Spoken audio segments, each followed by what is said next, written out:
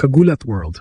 Sa Spain, may tinatayang mahigit 200,000 Filipino at Filipino-Spanish na naninirahan sa iba't ibang lungsod. Mula Madrid hanggang Barcelona, mula Valencia hanggang Andalusia, matagal nang may matibay na komunidad ng mga kababayan natin sa bansang iyon. Ngayon, habang papalapit ang Mutua Madrid Open, nagaganapin mula April 21 hanggang May 30, tila nagkakaroon ng kakaibang excitement ang komunidad na ito. Hindi lamang ito tungkol sa tennis. Para sa kanila, ito ay pagkakataon na makita ang isang Filipina na lumalaban sa pinakamataas na antas ng World Tennis sa mismong lupa ng Spain. Sa official entry list ng Mutua Madrid Open, kasama si Alexandra Ayala sa mga players na sasabak sa main draw. Kasama niya sa lineup ang ilan sa pinakamalaking pangalan sa WTA Tour, kabilang sina Arina Sabalenka, Coco Gauff, Elena Rybakina at Iga Swiatek. Para sa isang 20 anyos na Filipina, ang makasama sa parehong draw ng mga Grand Slam champions ay isang patunay kung gaano kalayo na ang narating ng kanyang career. Ngunit para sa maraming Pilipino sa Spain, may mas malalim pang dahilan kung bakit special ang tournament na ito. Ang Madrid ay hindi lamang venue ng isang malaking tennis event. Ito rin ang magiging tagpuan ng dalawang mundo sa buhay ni Alex. Ang kanyang European training journey at ang kanyang Pinoy identity na patuloy niyang dinadala sa bawat laban. Marami sa mga kababayan natin sa Spain ang matagal nang sumusubaybay sa kanyang career, lalo na noong nagsimula siyang mag-training sa Spanish tennis environment sa murang edad. Kung titingnan ang social media sa mga nakaraang araw, mapapansin ang dami ng mga posts mula sa mga Pilipino sa Spain na nagbabalak manood ng kanyang mga laban. May mga pamilya na nagsasabing magbibiyahe pa mula sa ibang lungsod para lang makapanood sa Madrid. May mga OFW na nag-ayos ng schedules upang makapunta sa Caja Magica kahit isang araw lamang. May mga estudyante na nag-usap kung paano sila makakakuha ng tickets para makita ng personal ang laban ng Filipina star. Para kay Alex, ang ganitong uri ng suporta ay maaring maging napakalaking boost sa kanyang performance. Sa professional tennis, bihira para sa isang player na makaranas ng home court advantage sa iba't ibang bansa. Ngunit dahil sa laki ng Filipino diaspora sa Spain, may posibilidad na ang crowd sa kanyang mga laban ay magkaroon ng malakas na Pinoy presence. Ang mga sigaw ng "Vamos Alex" o "Laban Pilipinas" mula sa stands ay maaring magbigay ng dagdag na enerhiya sa kanya sa bawat rally. Hindi rin bago sa kanya ang clay courts ng Spain.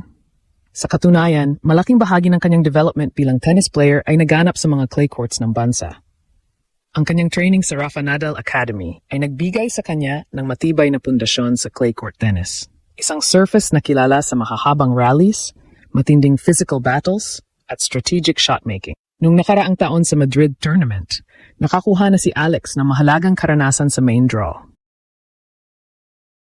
Nanalo siya ng isang laban bago makaharap ang world number 1 na si Iga Swiatek. Kahit natalo siya sa match na iyon, marami sa mga analysts ang nagsabi na ang exposure laban sa top-tier players ay napakahalaga sa kanyang growth bilang professional.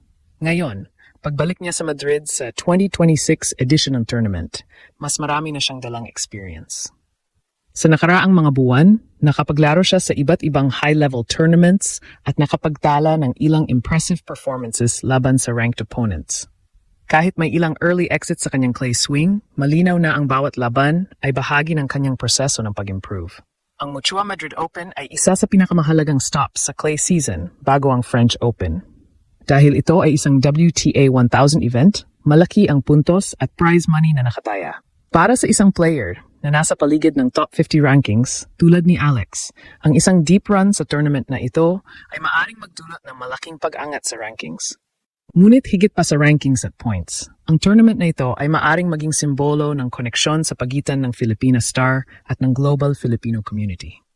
Ang presensya ng libu-libong Pilipino sa stands ay hindi lamang suporta para sa isang atleta. Ito rin ay representasyon ng pride ng isang diaspora na matagal nang naghahanap ng isang sporting figure na maaring ipagmalaki sa international stage. Sa loob ng Caja Magica Complex, kung saan ginaganap ang Madrid Open, karaniwan nang makikita ang mga fans mula sa iba't ibang bansa na sumusuporta sa kanilang mga paboritong players. Ngunit kung magkatotoo ang inaasahan ng maraming observers, maaring magkaroon ng kakaibang kulay ang crowd sa mga laban ni Alex. Mga bandilang pula, puti, at asul na iwinawagayway ng mga kababayan nating dumayo mula sa iba't ibang bahagi ng Spain. Para sa tennis world, maaring ito ay isa lamang tournament sa mahabang calendar ng WTA Tour. Ngunit para sa Pilipinas at sa Filipino community sa Europe, ito ay isang pagkakataon na ipakita ang suporta sa isang atleta na patuloy na gumagawa ng kasaysayan para sa bansa. Sa mga susunod na araw, kapag dumating na si Alex sa Madrid at nagsimula na ang torneo, doon pa lamang tunay na makikita kung paano maglalaro ang lahat ng mga elementong ito.